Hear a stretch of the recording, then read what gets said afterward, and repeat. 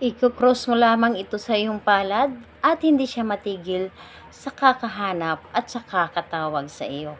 Hello mga guys, kumusta kayo? Panibagong araw, panibagong video na naman tayo. And sa araw na ito, isa na namang video ang aking tuturo sa inyo ng simpleng gabay o simpleng pamamaraan na makakatulong sa atin.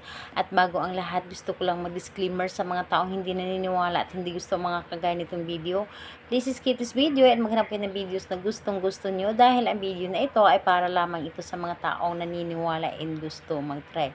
Sa lahat po ng mga nagko-comment dito sa aking video dito sa loob ng aking channel, mag-ingat sa lahat ng mga nagre-reply sa inyo na dinadala kayo sa kanilang WhatsApp Imo app upang makaiwas po tayo scam. Ngayon ituturo ko sa inyo paano nga ba tayo laging hahanap-hanapin ng ating partner o lagi tayong tatawagan yung talagang hindi sila matigil sa kakahanap at sa kakatawag sa atin. Ito ay pwedeng gawin sa parehasang kasarian, babae ito babae and lalaki ito lalaki. And syempre lang sa ating babae at lalaki na mag-partner. And pwede mo rin itong gawin sa kahit na magkalapit kayo at magka-LDR sa isa't isa. So, ngayon ituturo ko sa inyo paano natin ito gagawin. Dito is kailangan lamang natin dito maghanda ng isang butil ng bawang. Bawang po, and syempre dapat ito ay iyong babalatan. Dapat wala po itong balat. And kailangan din natin dito ng panulat. So, ito lamang ang dapat natin na ihanda. So, kapag handa na yung ating gagamitin, syempre sa ating sarili naman ay kailangan na buo ang ating loob sa paggawa nito. Buo dapat ang paniniwala at hindi tayo nagdududa dito. Dahil ang sa paggawa ng isang ritual, dapat po ay buo po ang inyong tiwala sa paggawa. So, ngayon, kapag ready ka na, pwede mo na itong umpisan. So, ang gagawin mo lamang dito ay napakadali lamang.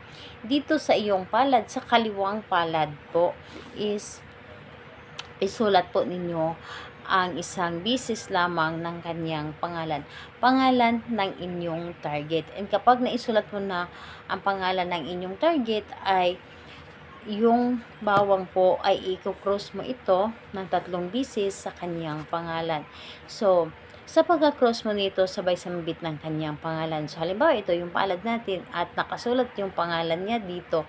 So, i-cross mo lamang pangalan niya at apelyido, hahanap-hanapin mo ako at hindi ka matigil sa kakatawag sa akin.